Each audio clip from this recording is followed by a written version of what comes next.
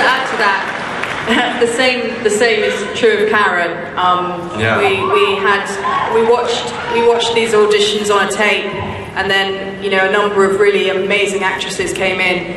I'm quite smug about this because early in the day, Piers came up to me and went, "Oh God, we've seen all these brilliant people, but I just don't think we found her. What are we going to do?" And I said, "Don't worry. Her name's Karen Gillan. She's coming in at the end of the day. I'm absolutely convinced it's her." And she walked in this red coat, and she looked amazing, and she was so funny, and she was so good at it. And she walked out of the room, and Steve Moffat just jumped up in the air and went, "We found her." And it was a really special moment for all of us. Yay. Sorry, keep you waiting. Go ahead. Hi, my question's for Matt and Karen. I really look up to you guys as actors, and I was wondering if you had any acting advice for someone who's just starting theater school like myself. Attend. That's always good. And then, I guess, do your training, soak up everything you can, and then read as many plays as you can. Yeah. Read. See as much as you can. See as much theatre as you can, and I think I think so much of acting is linked to courage and about how you summon your courage, and that's a really interesting thing. Be brave. Bravery is a word. Make brave choices creatively. I mean, everyone has their own path, don't they? So I guess you've got to find that. But you'll figure it out for sure. It's a good luck. Good luck with it. Hello, my name is Melody Williams, and cool. Thank you very much for that. My question is about the science behind the show for the director and the writer. Do you do much research? If so, who do you consult?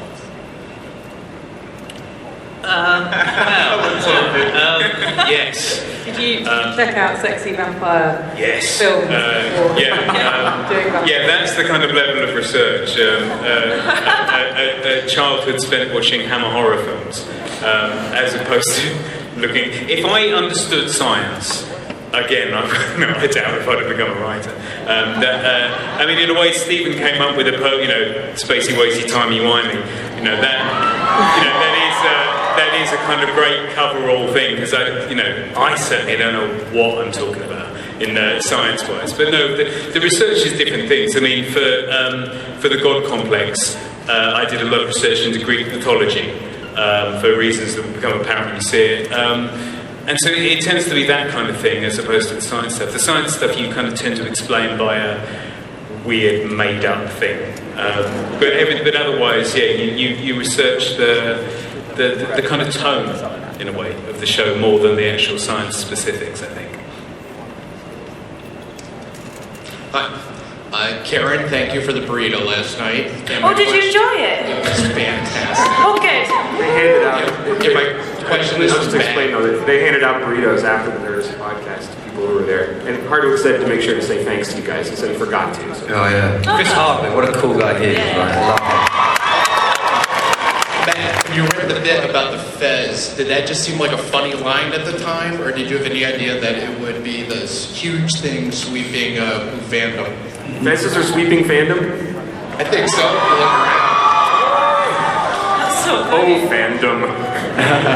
No, that's kind of one of those things that you have no idea about. I mean, all sort of testament to Stephen Moffat, really, for having the ingenuity to be very clever, and it's actually him that makes Fez's cool. But what's groovy about all that is that's just me bleating on to him about wanting to wear a hat. So he gave me the most stupid hat he could make.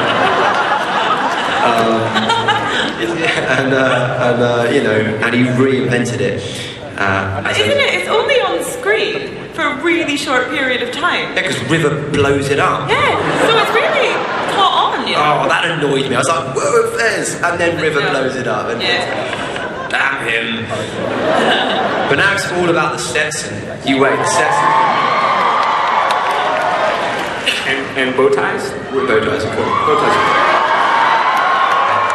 I mean, of course, to be fair, Matt kind of, talking about how much Matt is like the Doctor, when we were looking for the costume, which, was a huge decision, Matt pulled the tweed jacket out of his bag and said, I think I should wear this.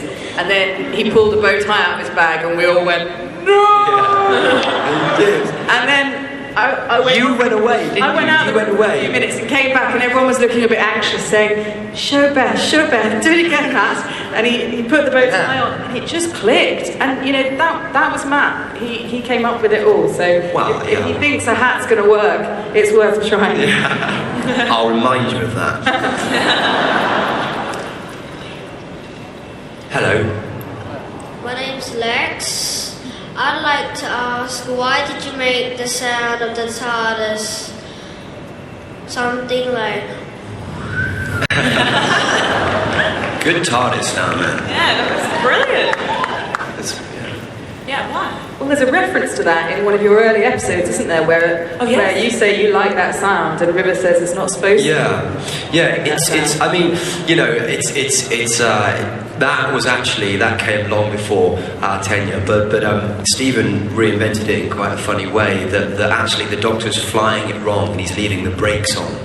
And River comes in, and that's when it's sort of screeching to a halt, and you know, so that's why it makes that sound, because brakes on, but then also it still makes that sound. So it can never change. Yeah. You know, that's a question for a Doctor of old, I think. That's a good question. I'm going to find that out, actually. Stephen would have a good answer to that, I'm sure. It is part of that really compelling just iconography all around the show, just the blue box, the sound it makes, the sort of things that you can go back to as touchstones that end up having so much resonance after all this. I think basically all of that, the theme tune, the design of the Daleks, the design of the choice of the blue box is just a testimony to just the amazing people that worked on it in that first series in 1963. You know, because it holds proper visionary people. Yeah, I mean that holds together, like just BBC Radiophonic Workshop doing weird electronic music, and it's supposedly the most popular television tune of all time or something. I mean, it's certainly up there. It's brilliant. The theme tune is and for its time as well. Yeah. The 60s, that was so creative. Hey. Hi, Matt. Hi. I was just wondering from everybody, why do you keep killing Rory? Good question. Poor old Arthur can't be here today. He's working, which is he's at the Globe, though. A shame. Why do we keep killing Rory? He's kind of the Kenny of the show. He dies really well. Bastards, you killed him. Yeah, I mean, you know, but we keep getting him back. Yeah. That's what's great. And he learns a lot every time he dies, doesn't he? Oh, yeah. You know. And now, you know, He was the guy that waited, you know. Amy couldn't not marry him after he waited 2,000 years. Yeah. True. Hello, Doctor. Hello. I just wanted to say, I actually wear bow ties in real life, and they really are cool. Yeah. And so my question is for Matt and Karen.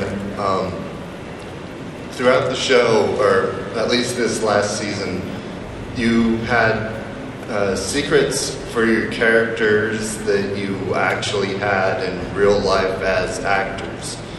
And I was just curious, how does that affect your process? I think it really helps. Yeah. To keep, you know, if the characters are keeping things from each other, then it helps to actually not discuss them in real life. But you know, my secret, I've still got. You still don't know it. I know, there's something, Stephen's told Karen something about, we can't even say what it is, but... It's so good. What is it? Well, she told me what it's about. I mean, I can't even say because it's really exciting. But she hasn't told me the thing that it is, and she won't tell me. Powerful right now. I try and get a...